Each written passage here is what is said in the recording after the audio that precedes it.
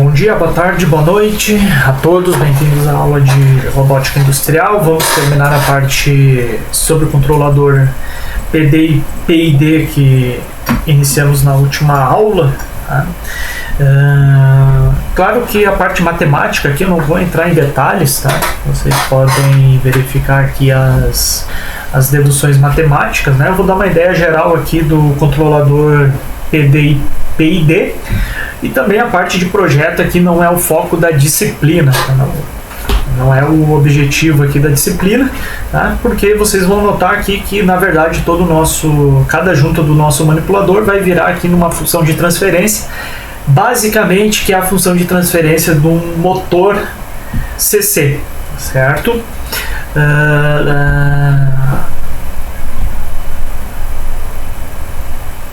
Então, vai ser feita uma análise mais geral e os detalhes vocês podem consultar nesse material. E a parte de controle em si é pegar um livro aí, tipo o Ogata, um livro do Dorf, tá? E aplicar as técnicas de controle que vocês já conhecem, tá? Então, essa parte aqui a gente vai finalizar o conteúdo teórico, tá? E já deixei as instruções ali para vocês através de uma mensagem, um material também no Moodle e as videoaulas, tá? Sobre o Robô Studio, que é um ambiente de simulação, tá? E programação de robôs industriais da ABB, tá? Então, além de vocês poderem utilizar aqui o Robô Studio, né? Tá? Que é esse ambiente aqui de programação, né? Vocês podem fazer a simulação, tá? Já tem duas videoaulas no Moodle. A primeira aula é de instalação, a segunda aula é algumas funções básicas aqui da ferramenta em si, tá? E depois a gente vai, nas próximas aulas, ver então como que podemos fazer a programação do manipulador através dessa interface gráfica ou através do FlexiPendant, tá? E também através de uma linguagem de programação dos manipuladores industriais da ABB, tá? A diferença em relação ao Peter Cork que a gente utilizou na disciplina, tá? Lá tem fins didáticos, tá? Então, para a gente verificar os resultados, né? Da cinemática direta, da cinemática inversa, do jacobiano, tá? Entre outros resultados teóricos, tá? Aqui nessa ferramenta, né, é uma ferramenta para ser utilizada ali no chão de fábrica, né, ou no desenvolvimento aqui do setup, né? Então toda a parte de cálculo que a gente viu é transparente aqui do ponto de vista da ferramenta, ou seja, tem um sistema operacional, tá? Que está aqui dentro do controlador e que vai realizar todos aqueles cálculos, tá? Por exemplo, se eu quiser posicionar aqui o nosso manipulador em uma determinada posição, tá? Quero botar meu manipulador nessa posição aqui, tá? Nossa ferramenta nesse ponto no espaço, tá? O controlador automaticamente já vai calcular aqui todas os valores, né, de cada uma das juntas, tá? Então isso é um conteúdo da próxima aula. Então, finalizando a parte aqui do PID, conforme eu comentei, vou ser bem direto, não vou entrar em detalhes analíticos, né, de deduções. Vou apresentar aqui a ideia para vocês. Depois, com calma, vocês verifiquem esses resultados, tá? Mas basicamente, conforme eu comentei, o nosso manipulador, tá?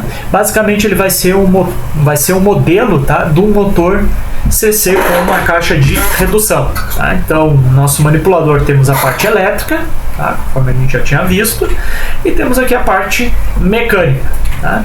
E temos aqui as equações, tá? É um sistema eletromecânico. Lei das tensões aplicada na malha de armadura, né? Nesse circuito aqui, né? Tá? V, tensão que eu vou aplicar na armadura do motor, resistência da armadura, indutância da armadura, corrente que vai circular na armadura e força contra a eletromotriz que vai surgir aqui nos terminais, né, que vai surgir aqui na armadura do sistema. E a parte mecânica, tá? Temos o eixo do motor, vai ter um determinado torque, uma determinada posição, coeficiente de inércia, coeficiente de atrito viscoso, tá? E todas essas variáveis, né, da parte elétrica estão relacionadas através dessa equação, né? Equação bem simples, somatórias das tensões em uma malha é igual a 0. E temos aqui o torque mecânico, tá? Equação mecânica. E o nosso sistema, né, tem que a primeira equação envolve só termos grandezas elétricas, né, aqui grandezas mecânicas, tá? Temos o acoplamento através dessas duas equações que relacionam, então, primeiro a do torque, tá? Relaciona aqui, então, a corrente de armadura, tá? Através de uma constante, tá? Esse aqui é um valor constante que depende do motor, tá?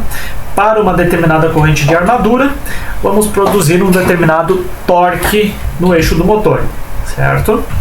E também, tá, a força contra-eletromotriz que surge ali no motor, né? Essa aqui vem de uma lei ali lei da física, né? Que diz o seguinte, que a velocidade aqui do eixo do motor, certo? Tá? Velocidade aqui derivada da posição em relação ao tempo, multiplicado por uma constante também do motor, vai gerar uma força contra-eletromotriz. Tá? Então, adicionando a parte da carga, tá? Ou seja, adicionando aqui uma caixa de redução, tá? Temos aqui o primário, a engrenagem primária, a engrenagem secundária, certo? Temos aqui o torque gerado pelo motor, tá? E vamos ter um torque aqui para movimentar uma determinada carga, tá? Por isso aqui o Lzinho de load, tá? Então temos aqui a nossa caixa de redução. Então claramente temos o seguinte, que o torque do motor vai ter que ser igual a esse torque aqui, vou chamar de torque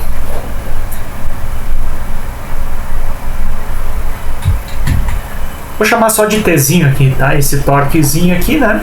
Tá? O torque do motor vai ter que ser igual, o torque do motor vai ser igual ao torque que depende da parte aqui da inércia do eixo, do atrito, mais, tá? O torque da carga, o TL, tá? Certo? Tá? Então o nosso motor vai ter que fornecer um torque que vai ter que compensar quem? As perdas no eixo, tá? As perdas do eixo, um torque para vencer a própria inércia do eixo do motor e mais o torque da carga. Quem que é esse torque da carga, tá? É a parte que vai fazer a movimentação do nosso manipulador, certo? Tá? Como temos a caixa de redução, certo? Temos que analisar o sistema, né? Vamos analisar o sistema, tá? No primário aqui, né? Em relação a essa primeira essa engrenagem, vou chamar aqui engrenagem do primário, ou seja, vamos analisar o sistema do ponto de vista aqui do eixo do motor, tá? Então por isso esse torque ele vai ter que ser transferido para o eixo do motor, tá? E quando é feita essa transferência, como se fosse um transformador ali da parte elétrica, né? Quando a gente reflete esse torque, tá? Ele vai ficar multiplicado aqui por Rzinho, onde R é a relação aqui da caixa de redução, tá? E geralmente esse R tem um valor entre 0.05 e 0.005, tá? Ou seja, o que é mais importante é que esse torque, quando refletido aqui para o primário, tá? Ele vai acabar sendo reduzido por essa razão R, certo? Tá? Então, por isso que a ideia aqui do controle independente por junta, tá? Essa aqui, só lembrando, né, se o manipulador tem 6 juntas, tá? A gente vai precisar de 6 circuitos desse daqui.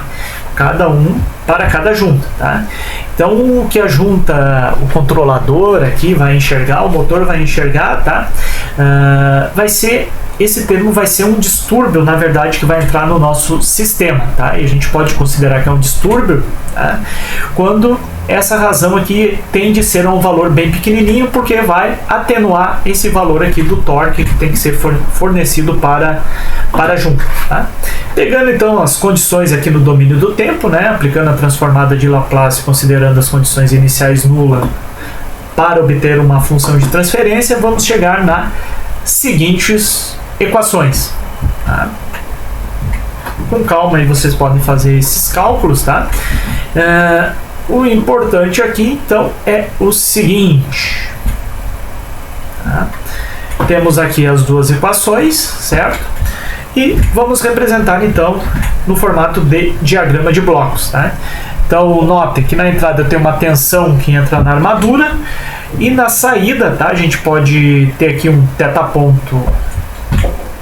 ponto m, velocidade do eixo do motor. Fazendo aí o operador de integral sobre a velocidade, vamos obter aqui a posição, certo? Então essa aqui é a dinâmica do nosso motor, tá? Então tem uma realimentação aqui da velocidade multiplicado por kb, tá?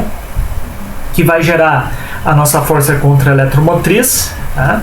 Que subtraída aqui da tensão que está sendo aplicado no motor, multiplicado pela impedância, vai gerar a corrente de armadura, tá? Notem que essa realimentação aqui é intrínseca à própria dinâmica do sistema, tá? Isso aqui não é uma malha de controle, tá? Que foi projetada e adicionado um ganho. É a dinâmica própria do motor CC, tá? Esse IA, quando multiplicado pela constante do motor, vai gerar um torque, certo? Aqui vai entrar vamos imaginar que não tem a perturbação aqui, perturbação igual a zero, torque dividido por o termo aqui que depende do coeficiente de inércia do motor e o atrito, certo? Então torque dividido por esse termo vai me gerar uma velocidade, aplicando a integral posição, tá?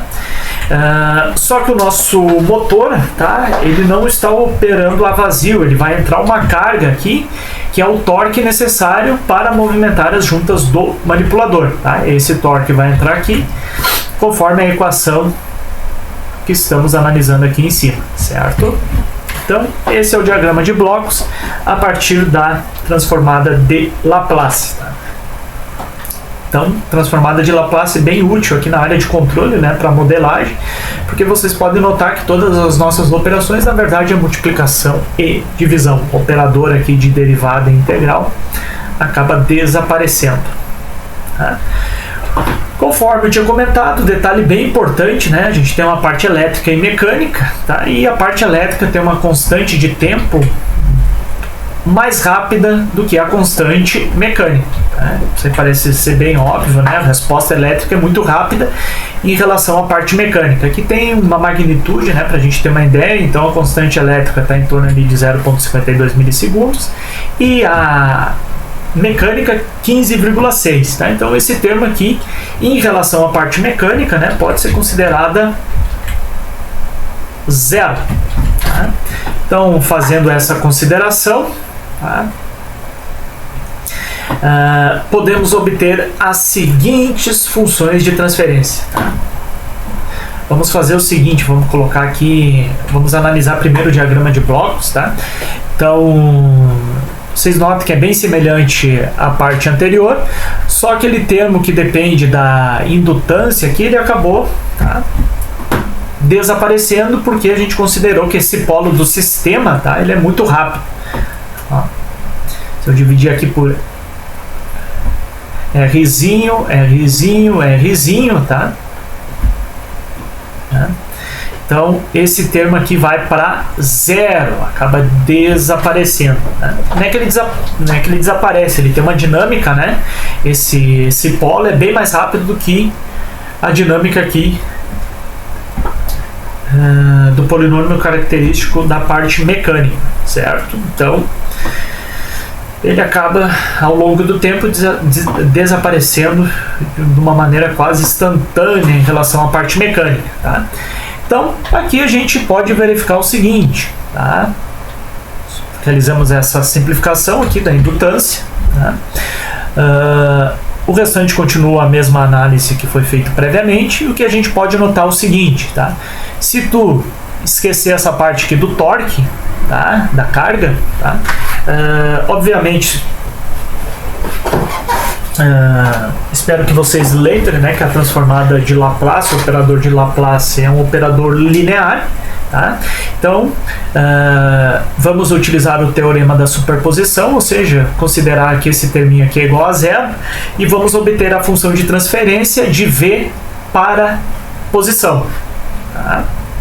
E o que vamos obter? Vamos obter essa função de transferência da tensão de armadura em relação à posição é dada por essa equação, certo? Onde todos os termos foram definidos previamente, e temos aqui, ó, polinômio característico do nosso sistema, tá? Então, função de transferência da tensão que eu aplico no motor, tá, para posição.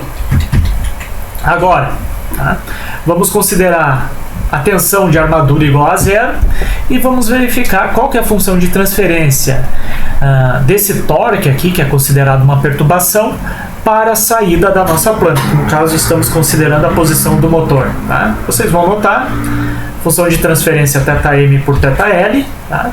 Vamos obter então esse numerador e denominador, tá?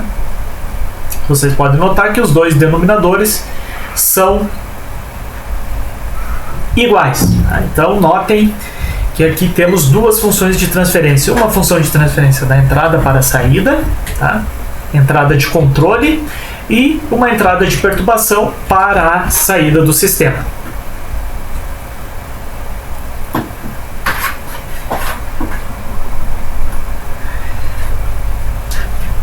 Então, utilizando o teorema aqui da superposição, conforme eu tinha comentado, tá? A gente pode escrever o seguinte, que a saída do sistema, certo, vai depender de duas parcelas. Fazendo a superposição, né? Como o sistema linear, eu posso somar esses dois efeitos, tá? Vou ter um efeito devido à entrada de controle e um efeito devido à perturbação de carga. Combinando as duas equações, chegamos nessa equação aqui que está apresentada, tá? Então, posição, operador S, tá? Polinômio característico do sistema e a relação aqui das nossas entradas, tá? Torque devido ao meu sinal de controle, torque devido à perturbação, tá?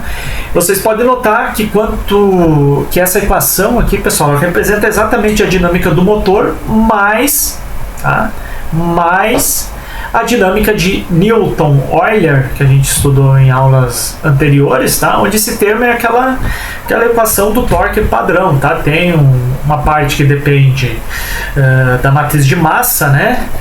Do nosso sistema, no caso do braço do nosso manipulador industrial. Tem uma parte que depende do torque da força centrífuga e Coriolis, e uma parte que depende da força de gravidade, tá? Mas quanto menor essa relação de R, tá? Esse efeito aqui ele vai desaparecendo, ele vai diminuindo, tá? Então, nesse caso, esse termo aqui a gente pode considerar, tá? Não precisa daquele modelo complexo do nosso manipulador e ele pode ser considerado um distúrbio, certo? Para facilitar, aqui tem vários termos que são constantes nessa equação, ó, pessoal. BM é constante, KB é constante, KM é constante, R é constante, tá? Aqui do outro lado também KM dividido por R é constante, né? Aqui são constantes do motor, né? Características mecânicas, tá?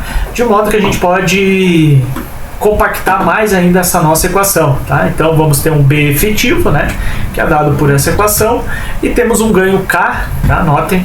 Esse K aqui é um ganho constante, né, que depende aqui da constante do motor e da resistência de armadura, tá? Assim, podemos ter a equação final, tá, de uma maneira mais compacta de ser analisada, que representa a dinâmica de quem? Do motor, CC, tá, para uma junta, e mais a dinâmica do do torque, do distúrbio, né, que já foi substituído aqui por D. Tá? Então esse D tem esse formato aqui, conforme a gente viu nas últimas aulas. Termo que depende da massa, né, de cada uma das juntas.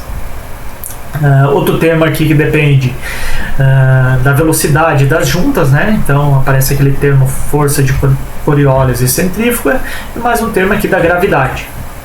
Tá?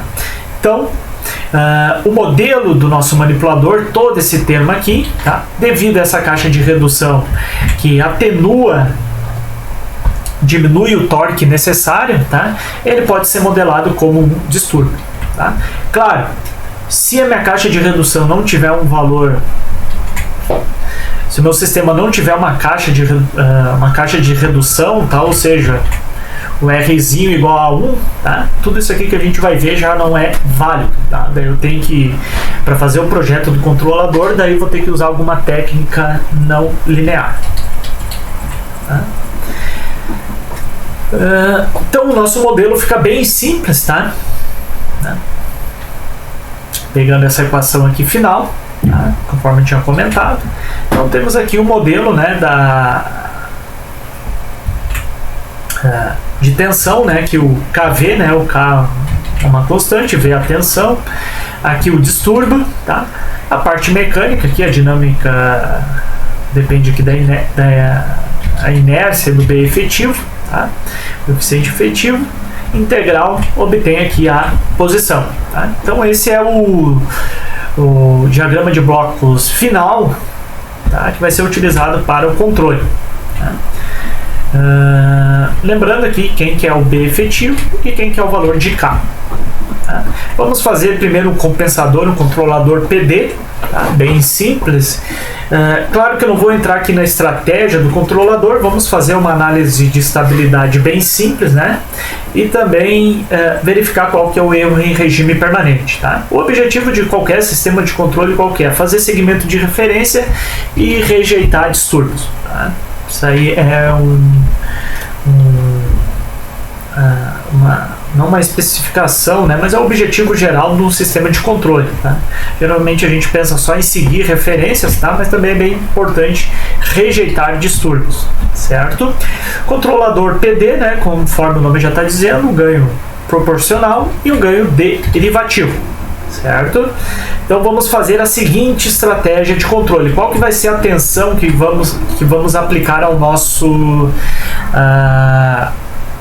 a tensão que vai ser aplicada ao motor, tá? Lembrando que a tensão, né, é a tensão que vai ser aplicada na armadura, certo?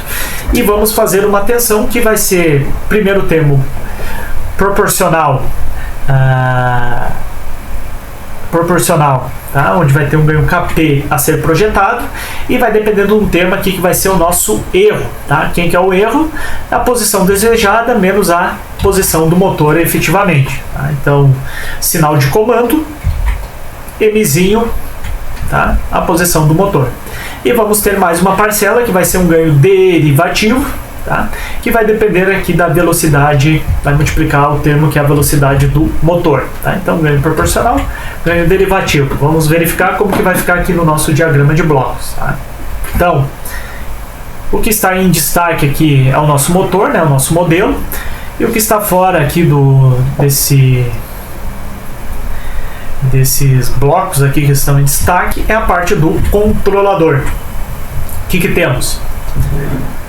Um sinal de referência, a posição desejada, sendo comparado com a posição do motor e gerando um sinal de erro multiplicado por Kp, certo? Vamos apagar aqui para não ficar muito poluído e vamos colocar um ganho derivativo, tá? Que vai depender aqui então desse estado ou na verdade da velocidade aqui do nosso motor. Tá? E aqui no ponto A tem a nossa lei de controle. Tá? Então, K ganho proporcional, KD ganho derivativo. Quem que é esse K aqui? É uma constante que depende do motor. Tá, pessoal? Não tem nada a ver com um ganho que está sendo projetado. Certo? E depois a dinâmica continua a mesma. Aqui o distúrbio, né? O modelo do nosso modelo aqui da parte mecânica do nosso manipulador. Tá? Então, importante, né, a partir desse ponto, tá, pessoal, aqui tu já tem um modelo em diagrama de blocos do teu sistema. Agora, parte de controle, é possível fazer diversos tipos de análise, tá? Qual que é o erro em regime permanente, como que é o transitório desse sistema, dependendo do ganho KD, do ganho KP. Podemos utilizar alguma métrica aí de controle para fazer esse projeto, tá? Mas primeiro vamos fazer então a seguinte análise, tá? Vamos obter a função de transferência em malha fechada, tá? Mesma ideia, obter uma função de transferência dessa posição, tá? Medida, posição do motor, em relação à posição desejada, tá? Também vamos obter uma função de transferência da saída, tá? Em relação ao distúrbio, tá? Fazendo esses cálculos, né? Não vou realizar aqui todas as contas, né? Vocês vão chegar na seguinte equação. Tá? Vocês vão chegar aqui na seguinte equação. Tá? Da mesma maneira, como o sistema é linear, né? Já vamos concatenar todas as relações numa única equação. Tá? A posição de saída, tá? Vai depender aqui de uma primeira função de transferência que está relacionado com o sinal de referência, tá? E vai ter outro terminho aqui que depende de quem? Depende do distúrbio, tá? Então vocês podem notar que a posição do motor depende de duas dinâmicas: dinâmica do motor CC com o controlador, e tem outra parte da dinâmica, né, que vai depender aqui do distúrbio, tá? Onde esse termo é o polinômio característico, tá? Notar em malha fechada, tá? Não pode esquecer isso aqui, é malha fechada, tá? Como que eu obtenho essa equação? Daí é um trabalho analítico, né, pessoal, de obter essa relação aqui, né, de função de transferência em malha fechada, tá? O importante vocês notar, da mesma forma que em malha aberta, também em malha fechada, polinômio característico é o mesmo, tá? Para essa primeira parcela e para essa parcela do distúrbio, tá? E notem que o polinômio característico em malha fechada depende, claro, né, de algumas características do nosso sistema, tá? E também depende de quem? KD, ganho derivativo, e ganho KP, tá? Então, dependendo do projeto aqui de KD e KP, eu posso determinar como que vai ser a dinâmica do sistema em malha fechada, porque eu vou alterar o polinômio característico do sistema, consequentemente vou alterar os polos e vou alterar a resposta do meu sistema em malha fechada. Uma métrica que é muito importante em qualquer sistema de controle, pessoal, sempre quando vocês realizarem algum projeto, alguma análise, sistema de controle, primeira coisa que tem que fazer é análise de estabilidade. Por quê? Estabilidade é um critério mais importante, porque se o sistema não é estável, tá? Se por acaso o teu sistema tem um polo, pelo menos um polo no semiplano direito, tá? Todas as outras especificações, por exemplo, tempo de subida, sobre sinal, não são válidas, porque tu tem um sistema que é instável e as variáveis, né, pelo menos uma variável vai para o infinito, tá? Então, utilizando o critério de estabilidade absoluta aqui, Ralph Hertz, tá? Vocês podem analisar, tá? Quais que são os limites desse ganho KD e KP para o sistema ser estável. Tá? A análise da estabilidade, né, não vou entrar em detalhes aqui, vamos ver os resultados finais, mas ela é bem simples, certo? Tá?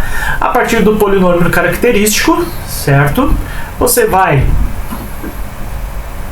por comparação aqui, escrever o coeficiente A2, A1 e A0 e preencher a tabela de estabilidade, certo? O que essa tabela diz e o que esse... Não me lembro a nacionalidade desses. São dois autores, dois pesquisadores, né, que de maneira independente provaram esse teorema, mas ele diz basicamente o seguinte: se não há trocas de sinais nesses coeficientes aqui, A2 e A1, né, o A2 e o A1 já está aqui, tá? E o coeficiente B2 a ser calculado, tá? Se não há troca de sinais, na verdade a maneira mais correta não é dessa maneira que eu ia explicar, mas sim que o número de troca de sinais nessa primeira coluna representa o número de polos no semiplano direito, certo? Então, se eu tenho aqui A2 positivo, A1 positivo e B2 negativo, significa que eu tenho um polo no semiplano direito e, logicamente, o meu sistema é instável. Tá? Ou se eu tiver, por exemplo, A2 positivo, A1 negativo, A2 positivo. Duas trocas de sinais, dois polos no semiplano direito, sistema instável. Tá? Preenchendo a tabela e fazendo os cálculos aqui do A2, do A1 e do B2, né? Também um A0 que tem que calcular. Para quem não lembra, é só pegar um livro de controle e fazer a leitura. Tá? Mas o importante aqui é que preenchendo então essa primeira coluna, vocês vão ficar com a seguinte análise. Tá? JM aqui é um valor positivo, né? O coeficiente de inércia do motor. Tá? O nosso termo B2 é igual a K multiplicado por KP. K é um valor positivo que depende ali das características do motor. KP é o ganho proporcional. Tá? Então, já sei que esse primeiro termo aqui é positivo, então não posso ter trocas de sinais. Tá? Então, para esse termo ser maior do que zero, temos que satisfazer isso daqui. Então, KP tem que ser maior do que zero. Tá? Então, se nesse sistema tu botar um KP negativo ou igual a zero, teu sistema vai ser instável, tá? Ou seja, tá? Não vai seguir referência, erro vai para o infinito, tá? Então, a gente quer sempre projetar um sistema estável. Tá? E do mesmo modo aqui para o A1, tá? Esse termo tem que ser maior do que zero. Então, B efetivo, né? Também é um valor positivo, K é positivo, multiplicado por KD tem que ser maior do que zero. Ou seja, KD tem que ser maior do que menos B efetivo dividido por K. Tá? Então, independente da métrica que vocês utilizarem para fazer o projeto do controlador, ou seja, projetar KP e KD, tá? Temos que ter essa condição. KP tem que ser maior do que zero e KD tem que ser maior do que menos B efetivo dividido por K. Tá?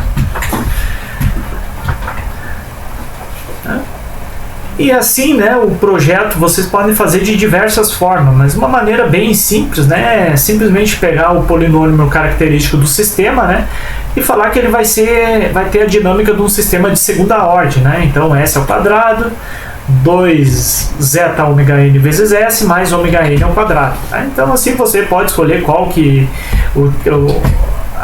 o tipo de resposta do teu sistema, né, a partir aqui do coeficiente de amortecimento e da frequência natural. Então, sempre sistema de controle, qualquer análise. Claro, eu utilizei aqui a tabela para analisar a estabilidade, existem outras maneiras, né, mas sempre importante analisar os limites de ganho que o teu sistema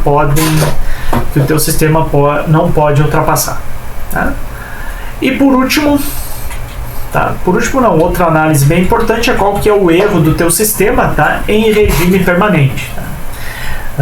Esse sistema aqui é do tipo 1, tá? Ou seja, ele tem um erro constante para entradas constantes. Tá? Então, se eu aplicar um degrau aqui na minha entrada, tá? Claro, dependendo do erro, do valor de KP, dependendo do valor de R, tá? Esse erro ele pode ser bem pequenininho, tá? Mas ele nunca vai ser igual a zero. Sempre vou ter um erro residual. Tá? A análise do erro bem simples, né? Pelo teorema do limite final, a gente sabe que o erro estacionário vai ser igual a quem? Limite de S tendendo a zero de S multiplicado por E de S. Quem que é E de S?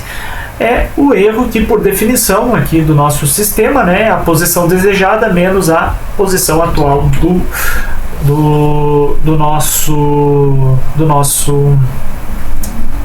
da nossa junta, né, do nosso manipulador, né, que é a posição, né, do eixo do motor, que consequentemente é a posição da junta, né, que está sendo controlada por esse motor.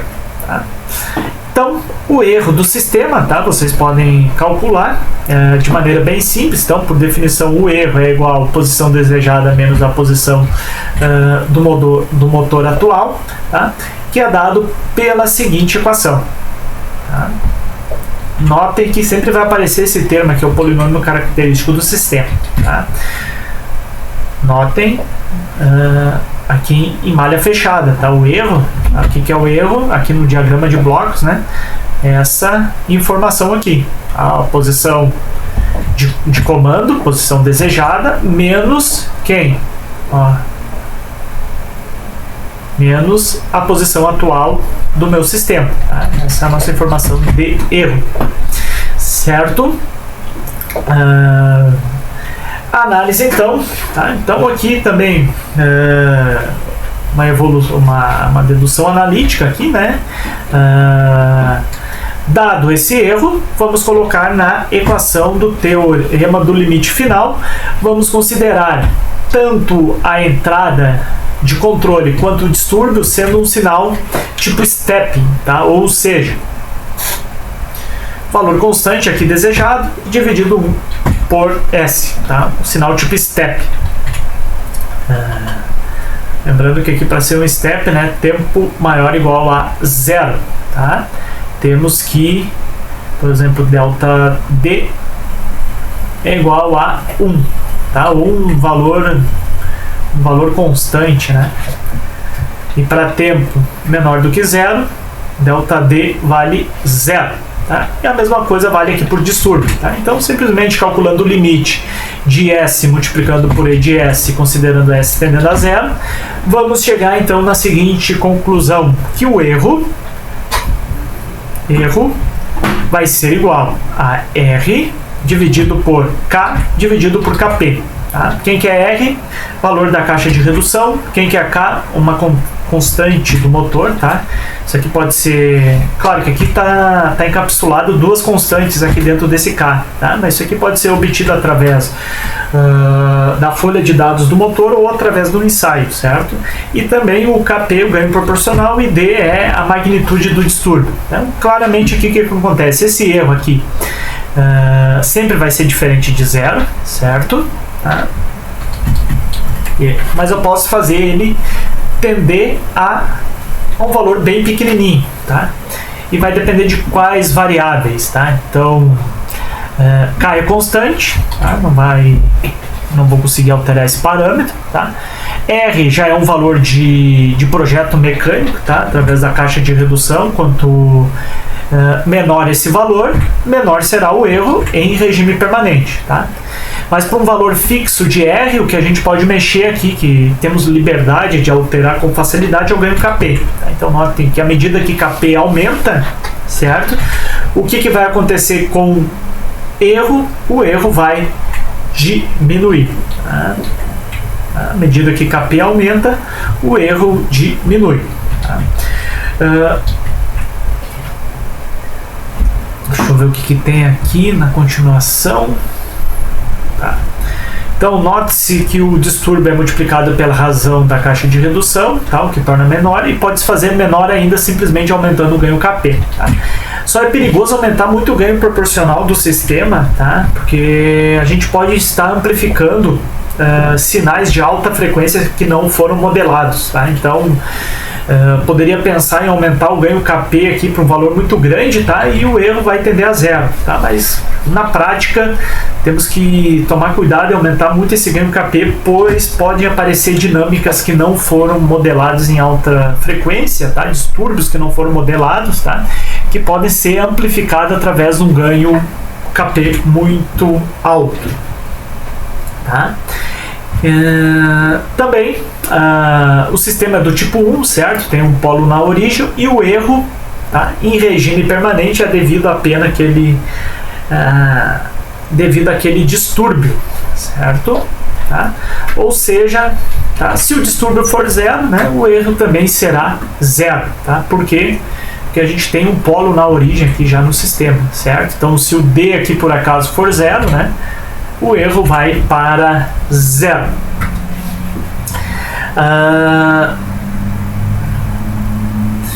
Então a parte aqui do controlador PID, deixa eu ver se tem muita coisa. Vamos fazer o seguinte, a parte do PID aqui, pessoal, vou ser bem sucinto, vou ser bem direto, tá? Só vou mostrar a lei de controle, tá? E vou obter aqui o erro, tá?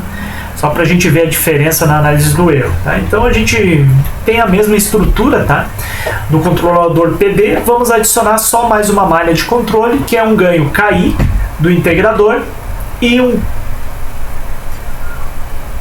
uma ação aqui de controle que é a integral do erro, tá? Foi adicionado então esse terminho, de modo que a minha lei de controle agora vai ser dado por, tá? Termo derivativo, notem que não foi alterado. O termo aqui KP também não foi alterado, continua a mesma coisa, foi adicionada essa parcela aqui, KI, dividido por S, tá? E multiplicado aqui pelo erro, tá? Então, controlador PID, ação derivativa, ação proporcional e ação integral. A análise é a mesma realizada, tá, pessoal? Para o controlador PD, né, pode fazer análise aqui da estabilidade, né? Claro, como adicionei um integrador,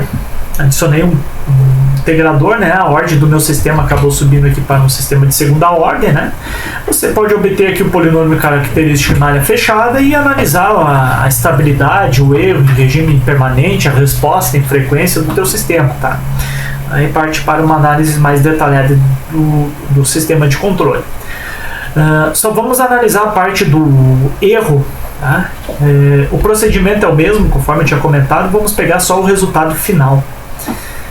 Eu acho que ele já coloca o resultado direto aqui, tá? Então, temos aqui que o erro, tá, pessoal? Tá? Calculado da mesma maneira conforme eu tinha comentado anteriormente, tá? O erro sempre é limite, esse limite aqui, né? Limite de S tendendo a zero de S multiplicado por E de S, tá? Devido a esse polo que a gente colocou ali, o integrador, certo? Tá?